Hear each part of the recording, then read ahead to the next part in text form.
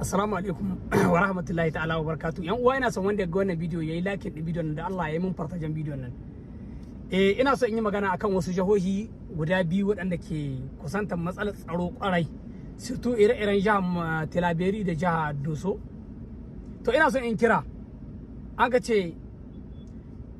kahin ka ga lahin wurin da ka faɗi. To ka riga ganin lahin inda ta lallabiya ta ɗauko ka.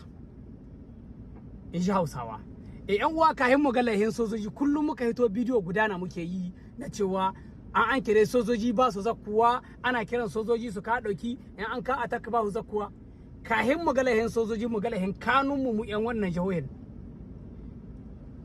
Soja rai guda gare shi kamar yanda kake da rai guda. Ya bara tashi rayuwa ta ya kare maka taka rayuwa. Dibe magana na gani soja ya dauki tashi rayuwa ya ba su saboda ya kare maka taka rayuwa. To menene za ku yi? Ku haɗa hankulan ku da kai da shi. Amma sai kai ka ce ka yi son kuɗi bisa ga taka rayuwar tashi. A zo a yi nage-nagen ku a ba ku ƴan kuɗi da basu kai basu kawo ba inda bai wuce ka canye cikin wata guda ba. Sai kuɗin nan su zama maka makasudin hidda rayuwarka ko ta ɗan uwanka ko ta sojan. Saboda soja ya taso ya zo ya kawo maka ɗauke an ce an kashe maka ɗan uwa ya taso ya ɗauko ya ba da rayuwa ta da ya taso ya zo ya kama ɗauke kai kuma ka kewaya ka kirai ɗan ta'adda ka ce bai ya shirya ga sojan nan ta yi mine da ka ce saboda Allah da annabi to wannan abun shi ne ke faruwa wa'annan jihohin ilfoke a ce ilfoke mu zam mutane na tsatsu ilfoke mu zam ɗan adam wa'anda sun kasan ciwon kanunsu ilfoke mu zan cewa rayuwar sojanmu rayuwa irin tamu ce gare shi duk wani lahin ganin juna da muke muna ta ganin lahin sojoji wallahi mu rigai ganin lahin kanun mu sannan babban matsalar mu ne ba sojojin ba shugabanni kiyar lahi ba mu ke da lahi mu da aka zakkuwa a ba kuɗi mu sai da rayukan mu ja mu ƴan uwan mu da ubannan mu da ma'ahinnan mu da kannan mu da yannan mu kashi mu ne adade mu ga lahin kanun mu sannan ƴan uwa wallahi tallahi wallahi sojan Nijar wallahi wanda ya ga lahin sojan Nijar na rantse da Allah ba kasa gaba gare shi ba sojan Nijar duk Afirka wallahi ni gaya maku ba wani soja wanda za kasawa a Nijar ɗaya ne soje sai dai a kashe shi ba zai gudu daga daji ba muna gani a ƙasashe daban-daban inda ka taɓa jin sojan Nijar ya yi gudu ya shiga wata ƙasa wane ne taɓa ji mun ga sojojin da suka yi gudu suka shiga Nijar ba ɗaya ba ba biyu ba da haka ƴan uwa wallahi mu taimaki kanunmu da kanunmu wani bakin ciki da wani abu wani sondala mu rage shi ko yaushe muna ba ku labari kar ka ce wai na yi kiran soja bai zaka ba mun gaya muku hanyoyi ire-iren waɗanda za ku bi idan ka kira lambobin da an ka aje kaga soja bai zo ba ka nibi babban garin da ke kusa gare ku wanda ka san da akwai wani kamfani can ka kira ya wani dan uwanka ya je wurin sojoji ya gaya musu ga matsalar da muke ciki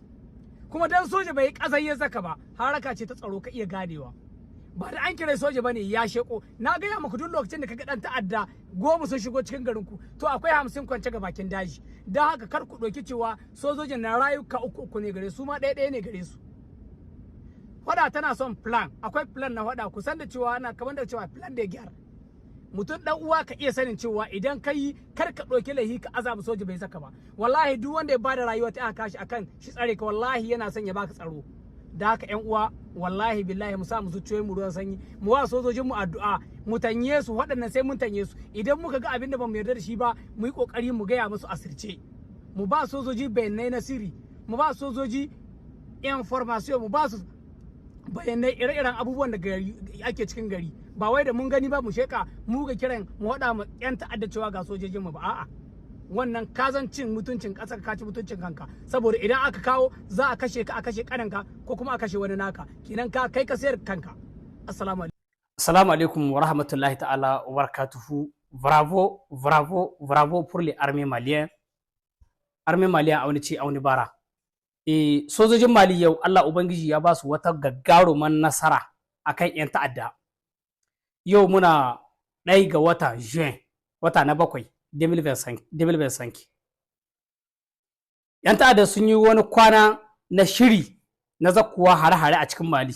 sun zo sun kawo hare-hare a cikin Mali sun kai kawo hare-hare a waje 7 a cikin Mali a lokaci guda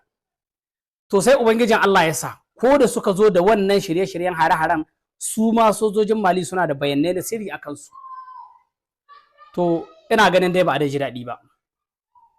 dan a wuraren da yawa ba su ji daɗi ba. Kaga suka hayi a kayi har suka zo gubernora ta kayi suka hayi halbe cikin gubernama har suka kone wasu motoci, suka zo jema nyoro da gogi, in an ce gogi can ne iyakan Murtani da Mali.